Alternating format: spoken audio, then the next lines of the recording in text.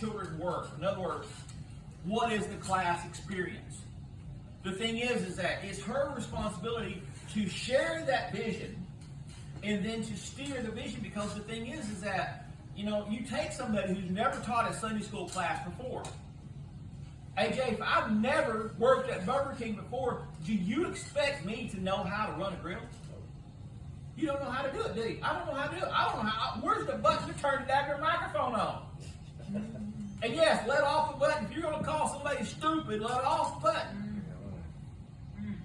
But the thing is, I don't know these things, but yet how often do we as leadership in churches tell, well, yeah, go ahead and take the kids out. You go teach the kids today.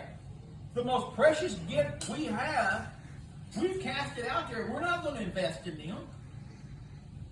Do you realize the truest ministry within the church, the most valuable ministry in this church is not this chair?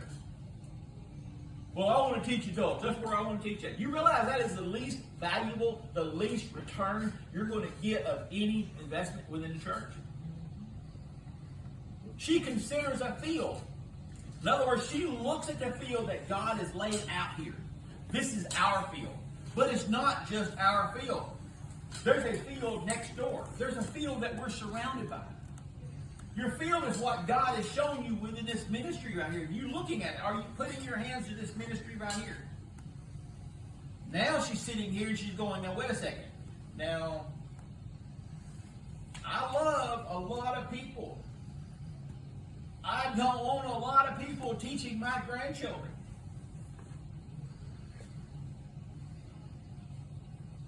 We went to Clinton. I can tell you right now, Wednesday night, Clinton, Arkansas. Wednesday afternoon, Clinton, Arkansas. The Wednesday before Thanksgiving, do not go to Walmart's at Clinton on the day before Thanksgiving. Do not go. Thanksgiving morning. Because they're closed Thanksgiving. If you live in Clinton, guess what you're going to buy? You're going to go to Walmart and shop.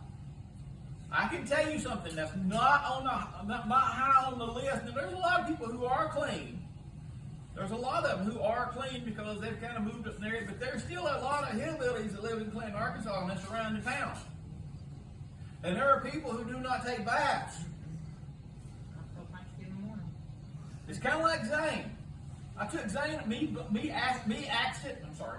Addison, and Blade and Zane hiked down to Wampy Falls, which is a waterfall that's way on the backside of the property, and you've got to really try to get down there to it. It's a 40-foot waterfall. And so we're down there. And so we're looking at it, and so what do the kids want to do? Our kids want to strip off their clothes, and they want to jump in the water. How recent was it? I don't. I love it. Thanksgiving. Okay. Yes. This is Friday. Yeah, Friday. This was Friday. So guess what Papa does? Okay. I done let them into a place that probably would have got them killed. Bailey would have had a heart attack because the dogs done had something cornered in a cave. So here we are. We're down there, and I've got them butt naked because that's what Blade and Zane want to do. Blade said, Zane says, I'm taking a poop. I said, boy, what do you mean you're going to take a poop? He said, I want to take a poop. I said, okay, how are you going to wipe your butt? He said, I never wipe my butt. There are people in Clinton, Arkansas who never wipe their butt. They're who are dirty and they smell. Don't go to Clinton. So the thing is that I don't want some of these people that I encounter to teach my children personal hygiene. I dang sure don't want somebody, if I'm going to offend you by saying, look, I know you love the kids and I know it's great, but the thing is that they are a higher value to me than this. If I am the pastor and it's my job to oversee, to make sure all these things, what demands, AJ, should you expect of me to make sure that we're vending the people and the materials that your children are being presented? Well, yeah. Yeah, I mean, it's very important, you know. Yeah. If you don't show no interest in it, I mean, that's God's inheritance, you know? So the thing is that you see my point. So if people are going to take it personal, look at my feelings, or well, you know, it's great to go out and look at sticks. It's great, but where is the lesson in looking at sticks? You know, we have to set standards. We have to consider what God has given us. This is everything. If you take Proverbs 31, dismiss business. We all want to center this on business and being profitable and all that. In reality, seek ye first the kingdom of heaven. So again, I've already talked about this thing. What is the most important ministry within this church? Our children. It is the single most important ministry. It will bear far greater fruits. And a person that puts their heart and mind to that ministry above all other ministries is the person that's going to be closer to the will of God. Because that's the great need. That is the great need. And so the thing is, as leadership and as we have things, when we start functioning as a community and we start running our church as this field, getting rid of the rocks, getting rid of the thorns, getting rid of all this junk that's not producing fruit. We're considering this thing, David. We're putting our investment here. Seek ye first the kingdom of heaven. I remember a young couple one time, they came to me. They said, well, we really want to be in ministry. I said, you do? They said, yes. I said, are you willing to pay the price to be in ministry? Yes. I said, you know God cannot bless disobedience. What do you mean? Look at your lifestyle. Look at where you're at. If you truly want to bless it, if you truly want to be prosperous, Amber and I looked at the same. When we started early in our relationship, we knew that if we wanted any chance of success, what did we choose to do? To serve God. We chose to serve God and to honor God. And so the thing is that we've made sacrifices in our life. We didn't have nothing to start off with. But yet we chose to line ourselves up as God set a family out.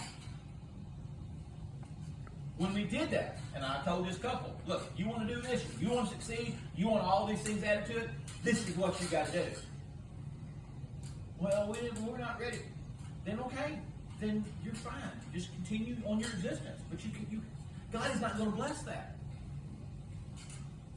When we're looking at our future, when we're looking at the things that we want out of life, if we place God ahead of all these other things, then what happens? All will be great. I was sitting there, and this whole weekend, we were the ones that did so much of the work. That's fine, I don't care. But the thing is that I kept getting attacked. Well, what if so-and-so wants to hunt this down? Then let them do it. The thing is that God's going to take care of me. I'm going to do, the thing is that even if I kill nothing, I've killed already. Now it's gluttony. Are you happy with what God has given you? Work with what God has given you. Line yourself up according to where God says to be at. And so the thing is that when we talk about this, we're talking about so much more than just, because if you're looking for the prosperity of the family, how many rich people have crappy marriages? A lot. So what does it tell you? That wealth does not build a secure relationship with family, does it? And what really is wealth? Huh? And what really is wealth? There it goes. Proverbs 31 talks about a woman of virtue. A woman of virtue. A woman who has set standards that says she's not going to do in this world. She's not going to live that way. She has plans. And if the man is too stupid to grab a hold of them plans, see, I did a test with my wife. I did a test. This is the test that I did. I told a friend of mine, we worked together. He was the manager. I was a painter. And I said, Bernard, I said, I'm going to find out if my wife is a good woman. He said, well, how's that? I said, this is what I'm going to do. I said, door for a woman. He said, that's what you're supposed to do. I said, so yeah, if you go there, if you open the door for a woman, you let her in. And you're sitting there and you dig in your pockets, you're looking for your keys. And I said, and if this woman does not have enough consideration to reach over and help you unlock the door, open the door, she's out. But you realize most people would never think about that test. I didn't think about that test. It just came to me. But the big test is that will Amber listen? Will Amber listen? So what she did was, Bernard made a comment about that. The day we're going to go out, the night we're going to go out, he said it during the day. So that night, Emily, we did this. And we walk over, I open the door for Kyra and I let her in. I'll walk around, I'm looking, and she sits there a second, I can tell she's thinking, then she reaches over and she opens the door for me. I had to think. But the point is that when I seen that woman, what did I do? I married her. I married her. Why? Because I did not want her to get away. I did not want her to get away. Seen a lot of women. The thing is that, you go over and you see them everywhere. But how many women are good enough to open the door for you? That set her apart from everybody else. And at that moment, when I looked at her and I said, look, I am giving up and I'm changing my life. I've spent the rest of my life trying to understand her, trying to serve her. And it has been a well-spent life. I didn't wait till I knew everything. I knew enough that I did not want to let her go. If a woman, if I would have, I'm going to shop around a little bit more, just to see. Ain't going to happen. You better marry her while you get a chance. You better grab a hold of her and you better treat her like she wants to be treated. She needs to be treated. The Bible says that we're supposed to lay these things out and do them how we're supposed to treat our wives and to do these things. You notice it never said she was a concubine. You know what a concubine is? What is a concubine? Huh? Well, no, what is a real concubine? She is a woman who will not ever be queen.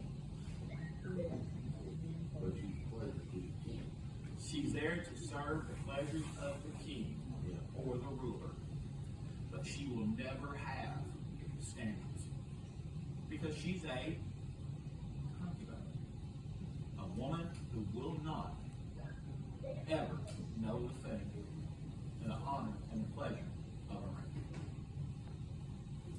Just a thought. So what do we want? So guys and women, we're going to have to set standards in our lives. And if this person won't live up to the standard of your life, maybe you need to look at your life. Now, what we're talking about is married people. If your wife is not at the standard where she needs to be, maybe you're not at the standard you should be. But we twisted all this thing around. Let's really put it first in. If our relationship should be as such, in reality, we're all brides. You realize that Proverbs 31 is not talking about the wife first. You take out the wife or the virtuous woman, you put in bride. Now you start seeing what our responsibilities. Do we treat God as if He is our husband? Be faithful in little things. In other words, if we treated God,